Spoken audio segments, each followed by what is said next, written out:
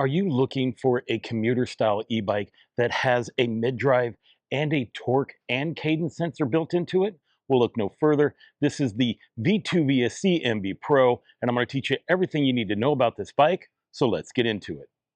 When it came to the assembly of this bike, it was pretty easy, but one thing I want you to know is that when it gets shipped to you, this rear fender will need to be adjusted because it is actually touching the rear tire, making it not want to move, and I don't want that to trip you up.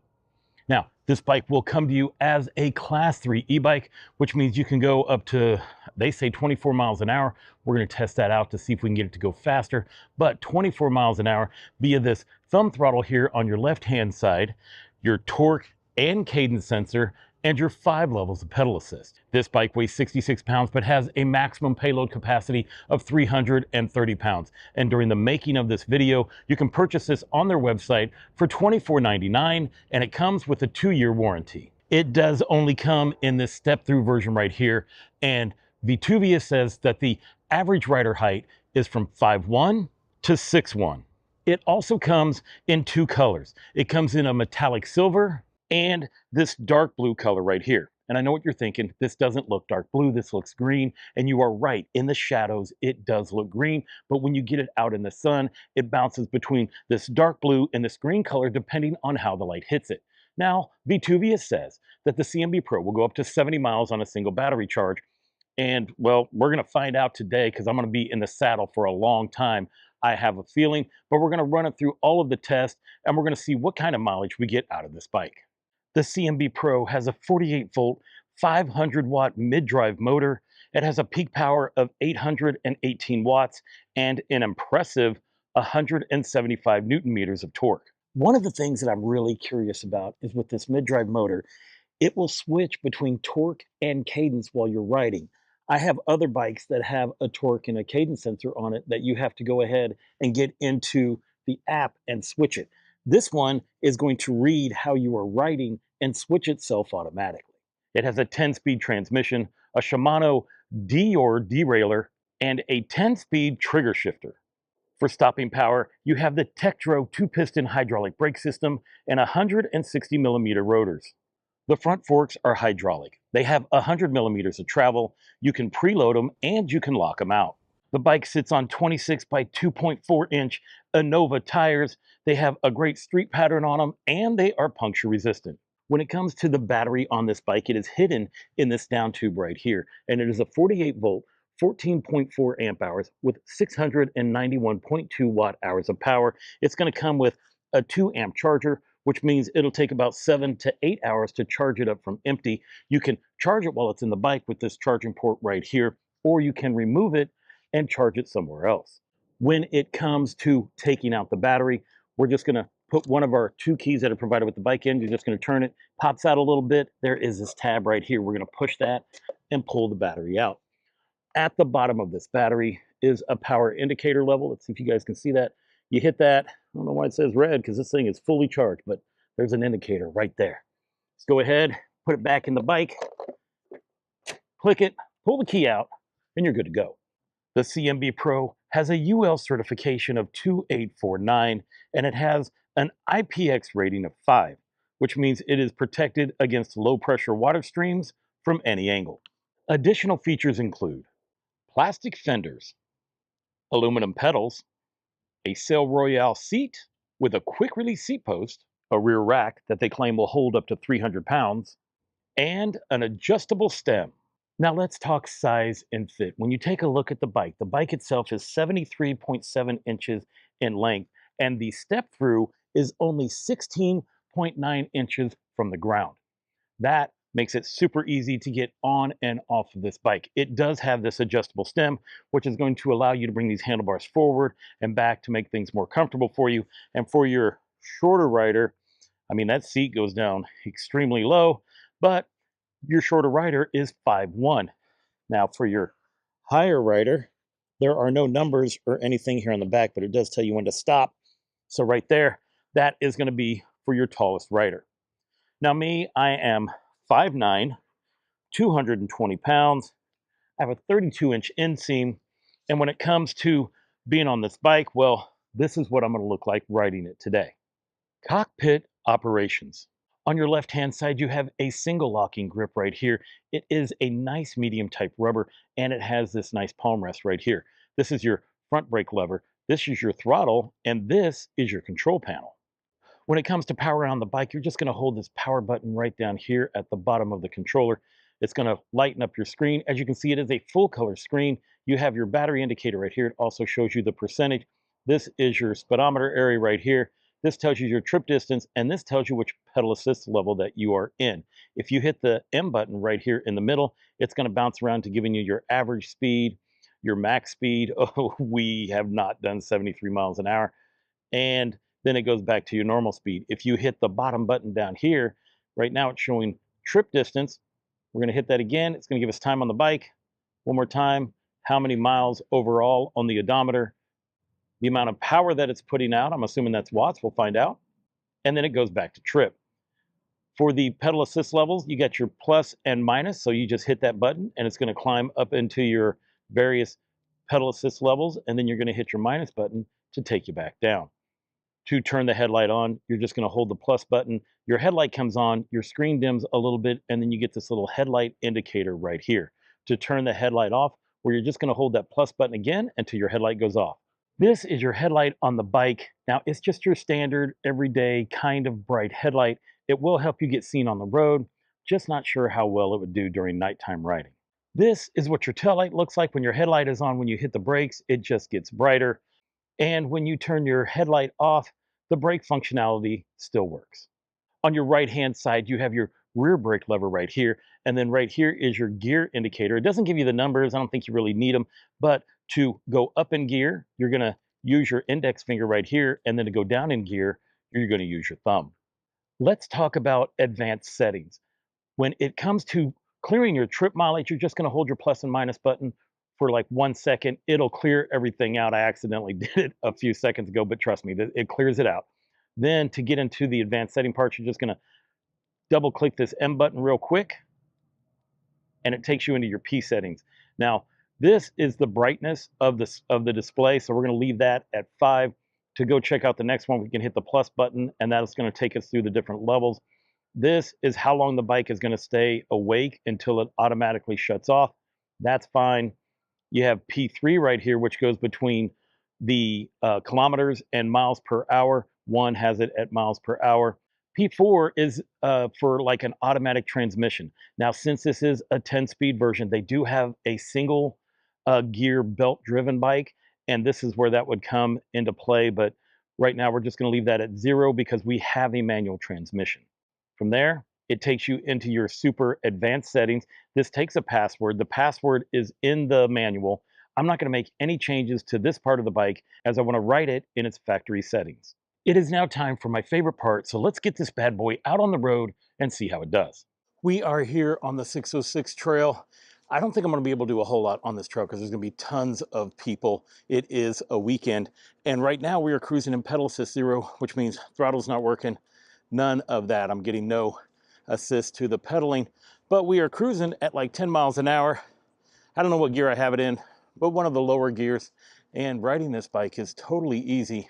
And you know, as I figured it would be, when you have these thinner tires and just the way the seating position of this bike, you can ride this bike without power, no problem. All right, guys, as I thought, there's way too many people on this trail to do any other testing.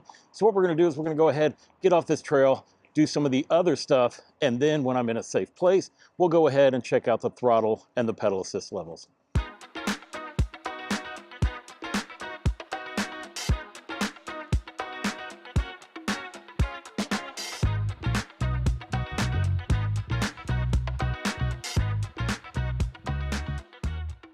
Let's go ahead and test out this torque sensor.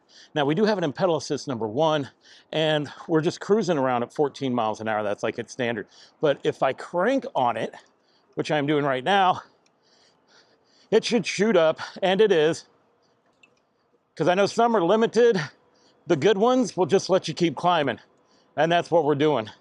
So I can already tell that the torque sensor on this bike is a nice one. But now I need to figure out, where does the cadence sensor part kick in? Now, the way they explained it to me, just cruising along like this is where the cadence sensor part kicks in. I'm putting very little effort, if none at all, to keep this speed.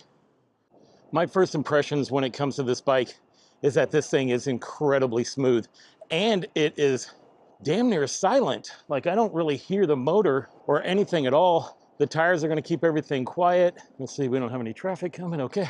The seating position is excellent. I'm sitting straight up. These grips are going to be really nice on your hands. And I mean, this is just the beginning part of this review. You know, we've only gone like 5 miles. So we're going to see how everything feels by the time we make it to the end. You can definitely tell that it is the weekend, and it's a beautiful weekend. Originally, they said the high was only going to be about like 65, and now it says it's going to be like 71. I feel like I should have wore a t-shirt for this, but it was chilly this morning when I went ahead and did the specs. But I believe that with me riding down the road, well, we're going to get enough wind going to where I should still be comfortable. I can see where a lot of people would just keep this bike in pedal assist 1 and ride around. It was totally comfortable. We're going to go ahead and kick it up into pedal assist number 3 for right now. I do plan on spending most of my ride in pedal assist number 5. You know, I'm trying to give you the worst case scenario with this bike. So, you know, they say that 70 miles is the best case scenario. Well, let's go ahead and show you the worst. But before we do that, let's go ahead and do some off-road testing. Oh, they got it roped off. Oh, guess we're not doing it at this section right here. We're not cutting through that. It is pretty muddy and gross. On your left, this bike definitely needs a bell, and it doesn't come with one. And you would figure for 2,500 bucks that this bike would come with a bell, because on days like this, I'd be dinging this thing all the time. All right, now let's go ahead and do some off-roading. Go ahead and use the throttle. This is not an off-road bike by any means, but it can handle it. Let's go ahead and test out the walk feature on this bike. Go ahead and do it by going over this bridge right here. I mean, I'm sure it has a walk feature. Let's see, we'll go ahead and put it down into pedal assist 0. Hold down the negative key, and yep, ooh, this one has a strong walk feature. That is nice. We are just cruising right up this bridge at 2.4 miles an hour, and it's climbing, it's going faster. So I know we'll make it up that part, but let's go ahead and put it into pedal assist number 5. And let's see if we can just throttle over this. Now this thing has 175 Newton meters of torque. I mean, we're cruising up no problem. I'm not pedaling, we're just using throttle. Oh, I got a hill test coming up for this bad boy. We are here to do the sand test. As you can see, these guys are setting up to do some volleyball stuff, but I don't think this bike's gonna make it through. I mean, just because of the tires and stuff. But we do have it in pedal assist number 5. I did lower down some of the gears. We're gonna use throttle, we're gonna pedal, we're gonna do whatever we can to try to see if we can make it through. I mean, this thing wants to go. And I can tell you that it is doing exactly what I thought it would. These tires are just too small or too thin to make it go through the sand. Yeah, I mean, I can feel it definitely has the power in the back. So yeah, I mean, it'll get you to the beach very comfortably, but it is 100% not gonna get you through the beach. Let me show you how this bike performs. Let's go ahead, I'm gonna show you how the throttle works. If we put it into pedal assist number 1 and we hit the throttle, the bike takes off incredibly slow, very controlled, and very gently as we go forward. And it will get us up to top speed. It's just gonna take an awful long time to do it. Now, every time you bounce up into a different pedal assist level, like 2, 3, 4, and 5, whenever you hit the throttle, it's gonna take off a lot more aggressively. So like we're here in 5 right now, and we're just launching forward pretty quickly. So whenever you're using throttle, if you wanna take off faster, well, just put it up into a higher pedal assist level, and you can do that, and it will be just fine. But if you want to cruise at a very slow and controlled speed, well, go ahead and keep it down into pedal assist number 1, but realize that it's still going to take you up to top speed of 24 miles an hour, or at least that's what I believe it is. It'll just do it a lot slower. Now, in case you don't know, this is Lakeshore Trail. We're on the very edge here. This is the Chicago skyline. That is Lake Michigan. And you have a guy on a jet ski just cruising right on by, just having a good time. This area is my happy place. I love to do my reviews around here. And it's nice to know that I'm on a bike that will actually be here on this trail for a while. Let's go ahead and test out the pedal assist with this bike. I do have it in its top gear. Well, I have it in gear 9, and we have it in pedal assist number 1. We're just going to take off, and immediately the mid-drive provides assist, which is good. That's how it should be. And right now we're just cruising to see what's going to feel comfortable. Let me kick it down in a gear, make things a little bit faster here. In pedal assist number 1, you're going to cruise at around 13 miles an hour. Let's see if we notice a difference in pedal assist number 2. We're going to cruise like a mile faster.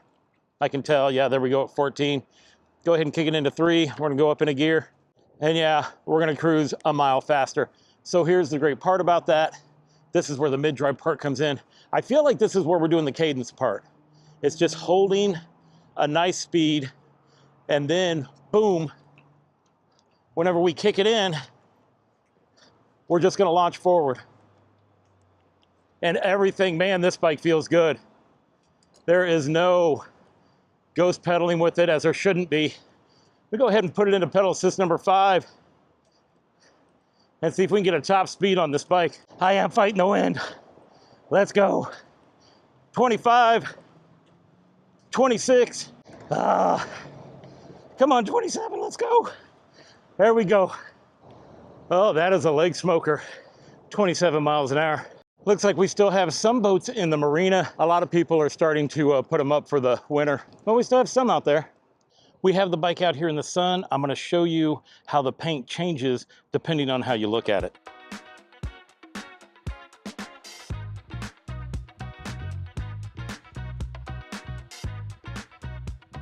When it comes to this bike, they make 2 different versions of it. This one is the 10-speed version. They have a single gear version that uses a belt drive only. That is also an option when you are taking a look at this bike to purchase. Now, if you're wondering how this bike handles a gravel road, well, we are cruising along just fine. Go ahead and put it off-road here so people got room to move. Just riding through a bunch of goose poop though. Here's also where a bell or something like that would come in handy. Just get. This is a great day to go for a ride. You know, I know that they advertise this bounces between cadence and torque sensor, but I have to tell you, I don't feel the cadence part of this bike. I feel the torque sensor part for sure, which I would rather have that than a cadence sensor, especially on a mid-drive motor. I mean, I don't doubt that it's not in there, but it works so smooth that if you're just riding this bike, you're not gonna notice the difference. All right, guys, see this hill right here? Normally, I would not even attempt to go up this hill with a bike that isn't a dual motor bike. But this has 175 Newton meters of torque. This hill that's in front of me, it starts off at 20 and then shoots up to 31. Look at that guy, he's on an aerial rider. He's just heading up it right there, no problem. I've done that before. I passed that guy a little bit earlier. I like it, he's like, come on up. I'm like, we're working on it. Hopefully we can. Okay, this is not really fair on this bike. So let's go. We got it in pedal assist 5. We got some low gears. We're gonna give it throttle. We're gonna give it pedal assist and let's go. This thing should be doing really well. You know what, we're making it. Oh my gosh, we're making it. I'm kicking down in gear, but we are just coming right up this hill. This is the 31% grade right here. And we made it, no problem. Okay, that's impressive. Let's try it with throttle only though. I want to see if that'll work. We're gonna do it at a running start. Let's go. Let's go. I don't think the throttle's gonna have enough to do it on its own. This grass is a little wet. Oh yeah. We're already past the 20% grade. We're on a higher grade right now. It's getting slow, but it hasn't quit yet. Oh, come on. We're almost to the top. Okay, I gotta pedal. I've gotta pedal, but I can, right? This is the only bike that has not been a dual motor bike that I have put on this hill, and it's made it.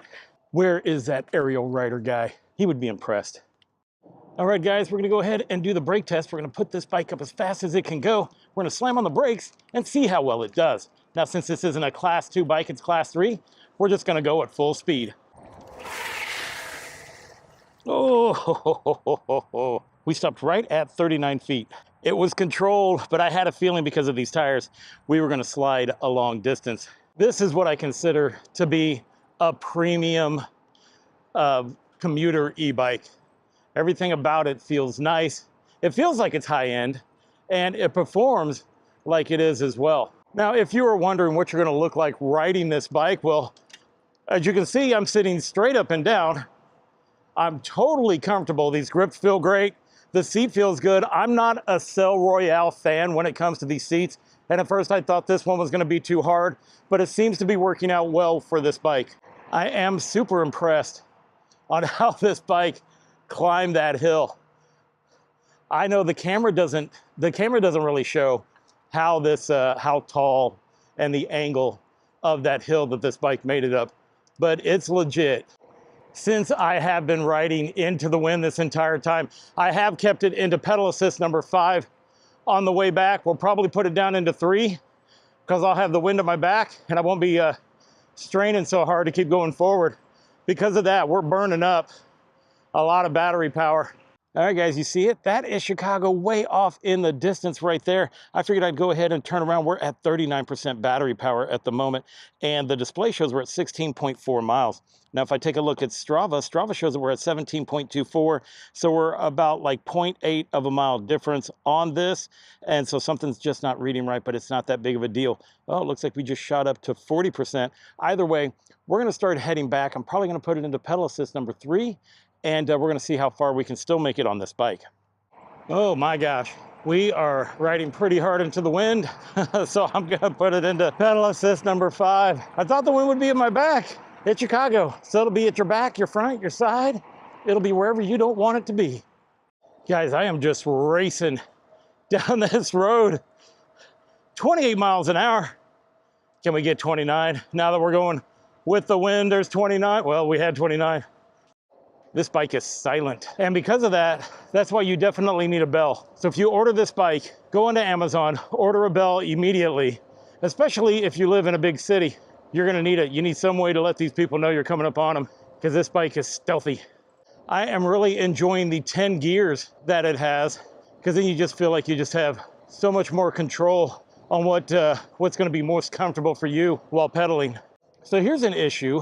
They talked about this bike will do 70 miles. We just hit 21 miles and we are at 15% battery power. I am starting to get concerned. I've already put it down into pedal assist number 3 because we have a ways to go before we are back home. Luckily enough, if this bike doesn't make it power-wise, well, it is super easy to ride without any assist at all. And before you guys beat this bike up on mileage, it's really hard to explain the kind of wind that I was fighting into for the first half of this video of the road test.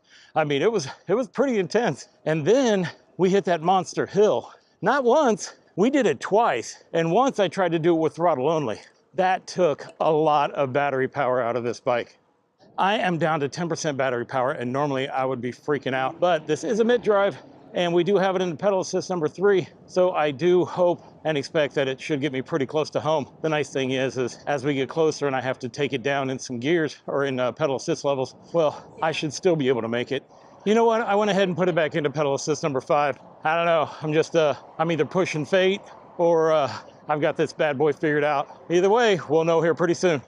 Now we're gonna leave it in pedal assist 4 for a while and see how I'm feeling.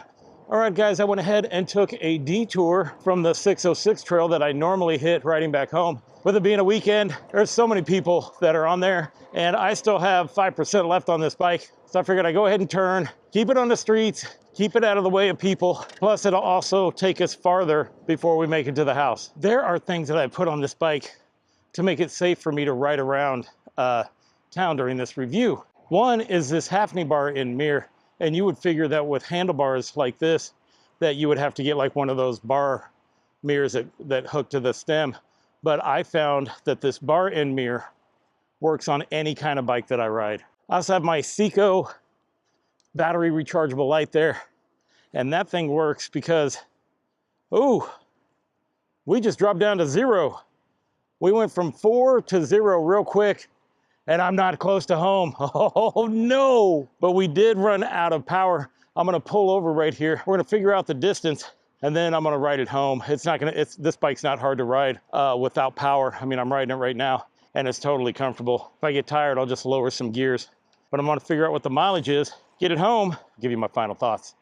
I have made it home. I had to ride this bike about 3 miles without any power, which was no big deal at all, so that was a good thing. Now, when this bike did run out of power, it showed that it was at 30 miles on the dot. Now, if you take a look at Strava, Strava shows that I went 31.16 miles by the time it ran out. So we do have that little bit over a mile distance, difference between the distance that the display shows and what Strava shows. So I'm going to let you choose whether it was up to, whether you trust Strava more or the display more. I'm personally going to give it to Strava because Strava has been, it's been tried and true when I do my reviews on the distance that I've gone.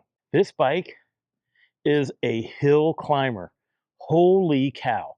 That is one of the huge things that I noticed about this bike, but it does have 175 Newton meters of torque coming out of this mid-drive motor. I was super excited and happy that it was able to climb that hill with a 31-degree climb in it. So that was crazy. I'm super happy you did it. If you didn't watch the whole review, you might want to go back and watch that part because I did not think this bike was going to make it up that hill. Everything is super comfortable on this bike. It does make you, just feel pretty good when you're riding it. The seating position is great. The grips feel great. The 10 gears on it. I mean, there's a lot of things that make this bike super nice for a commuter. There are a couple of things that I would change about it if I could. Number one, add a bell immediately to this bike, especially if you live in a big city like I do. And it would have been nice if this bike had cruise control. But that was like the only two things that I can think of. Like everything else on this bike was perfect. Now, one thing I did want to mention is that this does have a cadence and torque sensor built in, and it bounces automatically between the two, but I never noticed the difference. I couldn't tell when I was on cadence, and I couldn't tell when I was on torque. So that is a super smooth and nice setup for this entire bike. Speaking of smooth, well, that's the one word that I would use for when it comes to describing this bike. This bike is super smooth.